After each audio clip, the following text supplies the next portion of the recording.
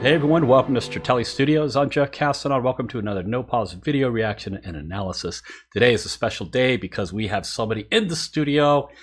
This is Sarah Georges. Why don't you tell people a little bit about yourself, Sarah? Well, I have a degree in music education and have been teaching music in some capacity for almost 30 years. Currently, I am the director of vocal and piano studies at a local high school. Awesome. So Sarah has requested for me to watch a video. This is Whitacre and Rezonans. Do you know? Actually, I don't know how to pronounce it. Resonance. It's Bach again, parenthetical.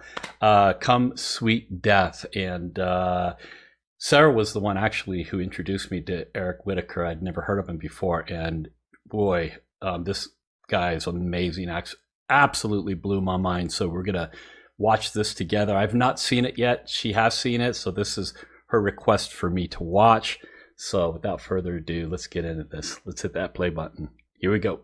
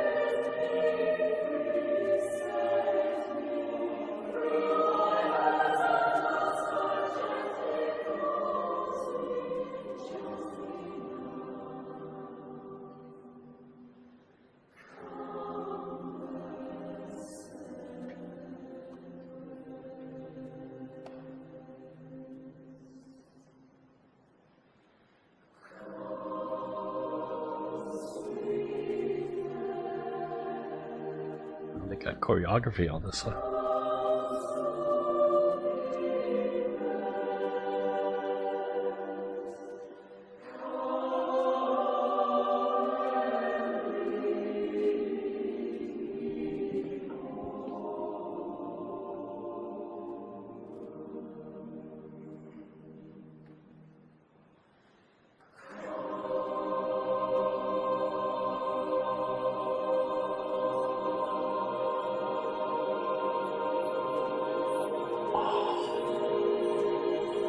Oh, that chord. Wow.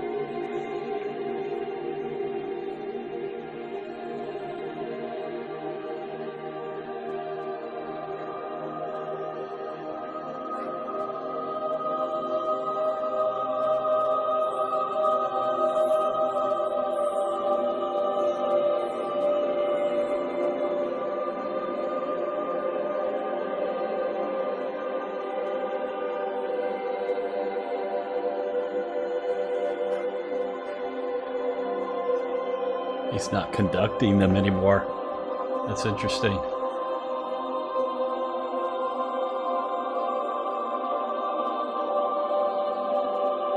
There's a reason for that. Wow. Holy smokes. Oh my gosh.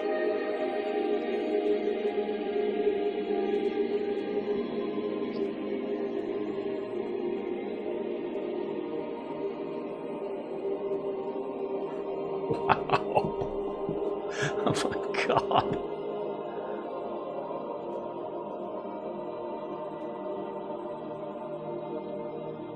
Now they're settling into the chord. Oh my gosh.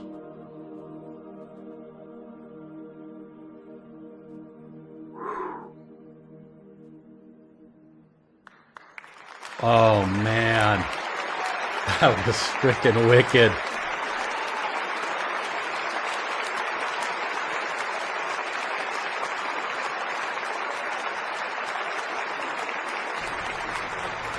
All right, so let me take a stab at this and see if I understand what's going on. So it looked like he started off, he was conducting them, they're all kind of doing what they're doing as written, I would guess.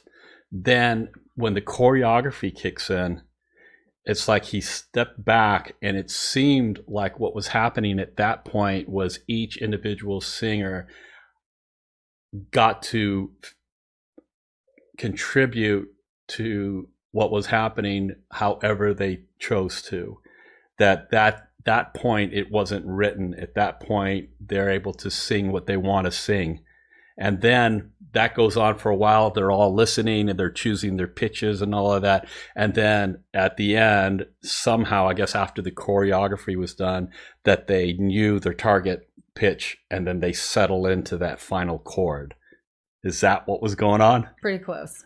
So it's called aleatoric music. And so at first, when they started the choreography, if you go back and listen, you'll catch that at first they were singing what was written. So Right. it was written music. And then after he stopped conducting, they started it over. And then Did they start the piece over? So that wasn't anything new. That was. it wasn't anything new. So it was the same Oh, I didn't music, catch and that. you'll see that the choreography goes with the notes. So Man. but they just do it out of time. So it's Yeah. whenever they feel it. Right. So they go along and just change the notes whenever. And that's why you hear all those cool chords. Yeah. And it just changes. And every time you perform it, it's a brand Right. new piece. Right. And so by the time they get to the end, yep, they all come into the same chord. They And land on that Yeah. last chord. Is that the same chord that was at the end of the first time they did it? Yes. So oh my gosh.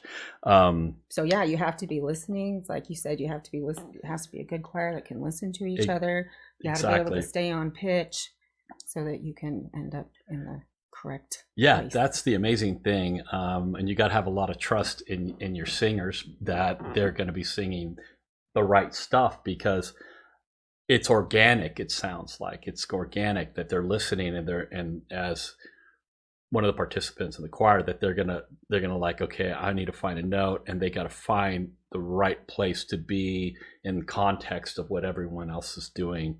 And that's so amazing, because the cluster that they're singing, those notes, I mean, it's so rich, and the intervals are like, some of them are super close intervals, and it just sounds so amazing.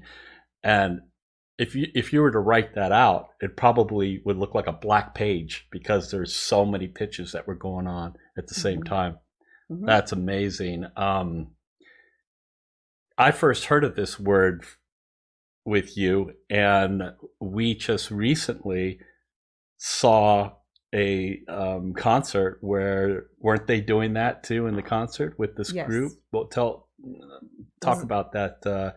Was it the band or the orchestra? So we were at for my district, we had honor band, choir, and orchestra this weekend for the awesome kids that come together and do an honor ensemble where they get to have guest conductors come in and work with them for the weekend, and then they do a performance. And Yeah, I can't remember if it was band or. I think it wasn't it Shannon's group? Yes, it was. It wasn't Yu Hong. Yeah. Yeah. It was Shannon Keitlinger, and he they performed a piece that had an aleatoric section in it, and yes, it was the I Am. Yeah. It was about a student Yes, that's that right. had passed away in a car accident, and Right. it was to represent the fog that was happening. That's right. But they were doing it with their instruments. Yes. Not their voices, because it was the band got to play whatever they felt. And that was what was really interesting about that particular piece, because of the context of what it was about. This person had passed away, and it was an important piece for them to be able to play, because it allowed each of the band members to be able to express themselves in it. So it was a really special piece to hear. That was a lot of fun. That was totally unexpected. I had no idea that what was coming for me. But you did tell me you're going to like this one, and I so totally love this whole idea of doing this. Have you seen more of this? Give me that word again. I'm going to put it. Aleatoric. Yeah. Okay, I'm going to put that up on the screen here for everyone to see. Have you heard of other aleatoric songs from Eric Whitacre? Well, he didn't actually write this. This was written by Bach, but it's an arrangement. Oh, so this was actually written. It was actually written as a solo. So it was written for solo and basso continuo, which is. Basically it's written it's written to be played by whatever instruments were available at the time. Yeah. And it'll have a kind of like a bass part, and then you kind of fill in the missing chords with whatever you have.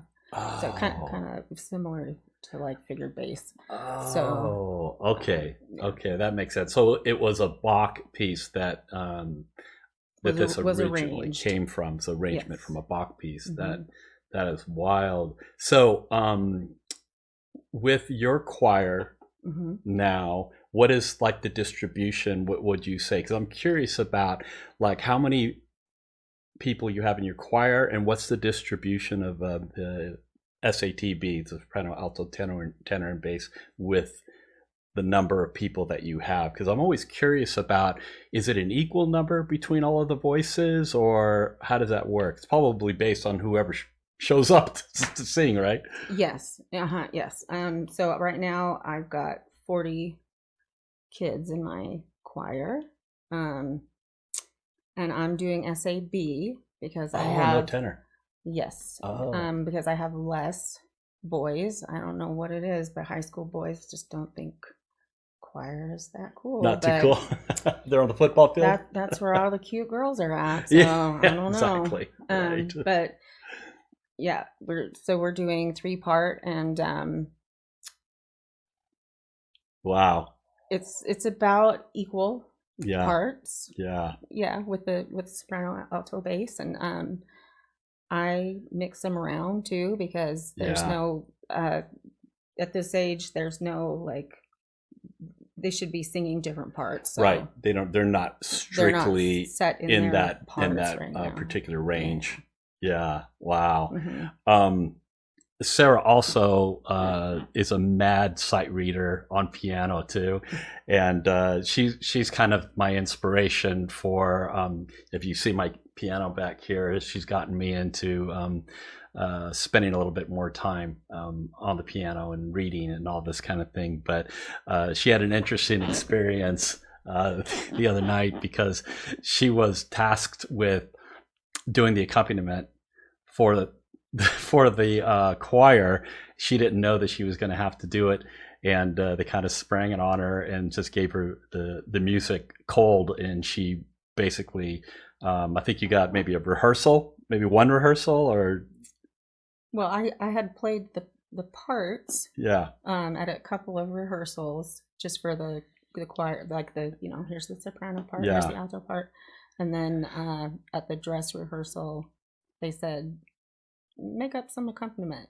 Right. And from the parts. Is it right? You had the choir transcription with 6 stabs and all of that, and then you had to somehow turn that into piano music to play?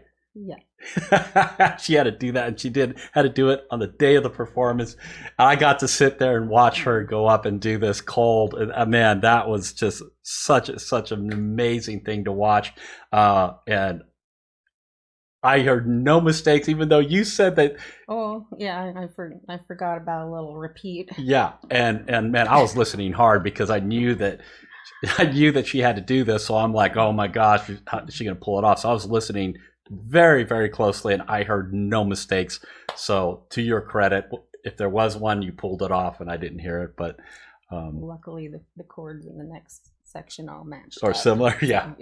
And on the other piece, it was a reduction of the parts. Oh, so yeah. I just had to make up some arpeggios and stuff Yeah. to go with it. So that wasn't too bad. That was a really, really cool concert to see, and it was fun that I got a chance to see you get up there and play. And oh man, well, thank you so much for sharing this piece with me. I definitely want to go back and watch this a few more times, because I tell you, I love those kinds of clusters in music and the close voicings and all of that, all of those voices. I love that kind of thing. It's just like there's so much color in it, and I really, really I enjoy stuff like this. So I'm going to go back. I'll definitely go back and watch this. So I want to thank you for picking out a good one for me to watch, and we'll have to do this again, because this is a lot of fun, and I like picking your brain. So we'll do that again.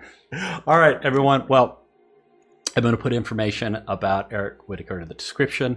And yes, come back and watch more music. Thank you, Sarah Georges, for joining me. And we will see you next time. All right. Bye-bye.